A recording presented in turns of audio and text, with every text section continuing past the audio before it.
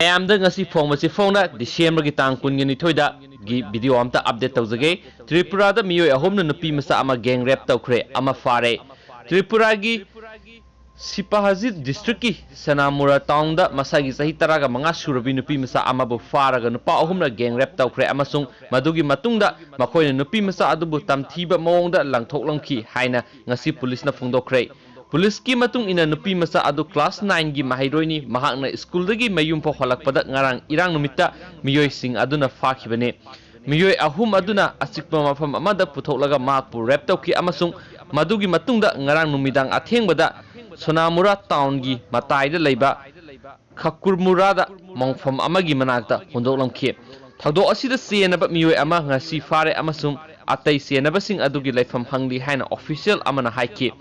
मफमदुगी मियोय सिंगना नुपी मसा अदु अरुबा फिबम अमदा लैरंबा थेंगनखि अमसुंग महाकपो सोनामुरा डिविजनल हॉस्पिटल पुखतखि अदुबो महा अगरतला की गोविंदा ब्लड पंतर मेडिकल कॉलेज एंड हॉस्पिटल दा रिफर तौखरे हाइरी खता पाउ ngamiनसी थैंक यू